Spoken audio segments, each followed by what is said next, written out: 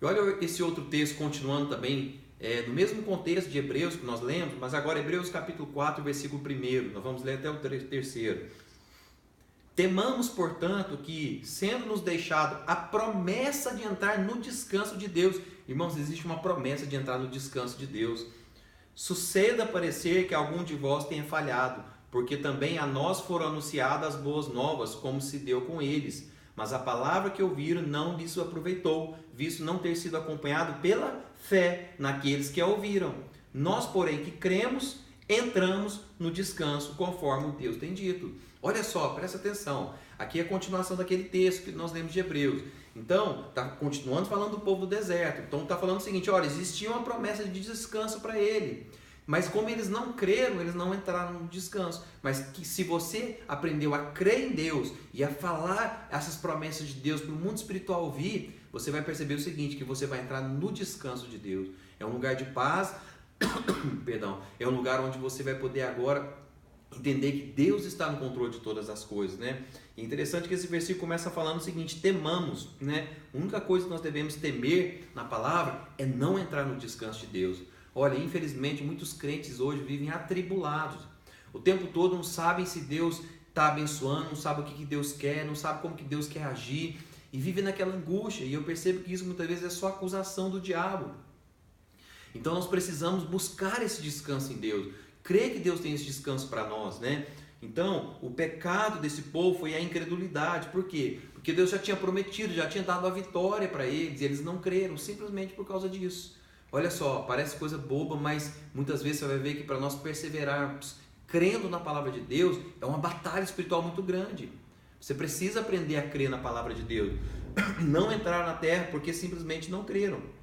Agora lá em Hebreus capítulo 3, versículo 12, diz o seguinte, tendo cuidado, irmãos, jamais aconteça haver em qualquer de vós perverso coração de incredulidade que vos afaste do Deus vivo.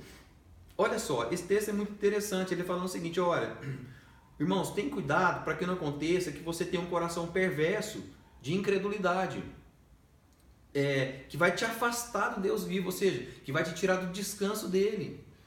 Mas é interessante que essa palavra perverso, né? Quando a gente fala perverso, a primeira coisa que vem para nós, né, brasileiros, é maldade, a malignidade. Mas se você for ver no grego, essa palavra perverso, ela significa ansioso, angustiado. Então vamos ler agora segundo uma tradução mais certa. Tende cuidado, irmãos, jamais aconteça haver em qualquer de vós ansioso coração de incredulidade. Ou seja, angustiado coração de incredulidade. Isso te afasta de Deus. Então o que eu estou querendo dizer com isso? Que se você está vivido com o seu coração angustiado, você precisa levar isso diante de Deus em oração. Porque Deus quer te dar descanso. O nosso Deus não é um Deus que não vai nos deixar atribulado o tempo todo. Infelizmente, tem muitos irmãos que vivem assim e querem passar essa impressão, que viver com Deus é uma vida atribulada. Não, viver com Deus é uma vida onde você tem paz no Espírito, descanso em Deus. Se você não achou o seu descanso, pode ser que você esteja caminhando no deserto, rumo a esse descanso. Mas toma cuidado para você não crer nas promessas e achar que você pode fazer alguma coisa para merecer a bênção de Deus. Não, você recebe a bênção de Deus crendo na promessa dele. E interessante que Jesus, após ele consumar sua obra, né?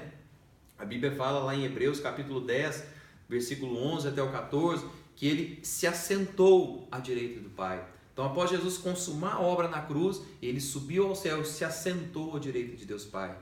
O assentar fala de descanso. Agora ele descansou, ele se assentou perante o Senhor. E ali a Bíblia fala que ele está esperando que Deus coloque agora os seus inimigos debaixo do estrado dos seus pés. Ou seja, a obra foi tão perfeita que agora ele só vai sentar e esperar que o restante aconteça, de os inimigos ser colocados debaixo dos seus pés. E Jesus, nesse descanso, nos mostra também na palavra que nós estamos na mesma posição dele. Olha lá o que diz a Bíblia em Efésios, capítulo 2, versículo 4 até o 7. Mas Deus, sendo rico em misericórdia, por causa do grande amor com que nos amou, estando nós mortos em nossos delitos, nos deu vida juntamente com Cristo. Pela graça sois salvos, e juntamente com Ele nos ressuscitou e nos fez assentar nos lugares celestiais em Cristo Jesus. Olha só, para mostrar nos séculos vindouros a suprema riqueza da sua graça e bondade para conosco em Cristo Jesus. Ele nos fez assentar com Cristo. Você também tem uma posição, que é uma posição assentado com Cristo, no trono com Cristo. Assentar no trono fala de uma posição de governo. Se você pensar, por exemplo, na rainha da Inglaterra, né? Ela tem um governo. Então, quando ela abre a boca e pede alguma coisa, aquilo acontece. Então, você na posição sua de governo agora, você pode descansar. Então, você pode agora falar com a circunstância e falar, em nome de Jesus, eu não aceito mais isso na minha vida. Em nome de Jesus, isso não faz parte mais da minha vida. Ou seja, usar da autoridade dele, que está no trono dele, porque você está nele. E isso te leva a entrar no descanso em Deus. Amém? Então, nossa autoridade é de estar sentado no trono. E sentar no trono é uma posição de descanso. É interessante que quando os sacerdotes, eles estavam ali fazendo os sacrifícios, né? E ali no santo lugar tinha a mesa dos pães, mas é interessante que não tinha cadeira, uma mesa sem cadeira. Por quê? Porque o sacrifício dentro daquele tabernáculo, né, não havia cadeira em lugar nenhum, porque o tempo todo tinha que ser oferecido sacrifício atrás de sacrifício, porque não era um sacrifício que realmente cobria os pecados, que podia redimir as pessoas. Né? O sacrifício de Jesus foi tão suficiente que agora lá em cima ele pôde pôr uma cadeira e se assentar e descansar. Isso é muito poderoso, irmão. Você precisa descansar no sacrifício de Jesus. Amém? O descanso, irmãos, é algo para nós. Eu quero deixar essa palavra com você hoje, declarando isso, que o Senhor tem descanso para a sua alma. Cuidado para você não viver acusado. Busque esse descanso. Ore crendo na promessa de Deus. Desafie você mesmo a crer na palavra de Deus. Anote a palavra de Deus, as promessas de Deus, aquelas palavras rema que você escuta ali no culto de celebração, aquelas palavras que falam forte ao seu coração, ou aquele irmão que chegou com tanta humildade e falou, irmão, eu tenho uma palavra de Deus para você, olha, eu senti te falar isso. Começa a anotar essas coisas de Deus e orar em cima disso, que Deus, através da sua palavra, vai trazer descanso para o seu coração. E quando você acha esse descanso, você vai ver que a sua vida com Deus se torna mais leve. Deus não quer te trazer julgo sobre você, Ele quer trazer descanso. Amém? Deus abençoe em nome de Jesus.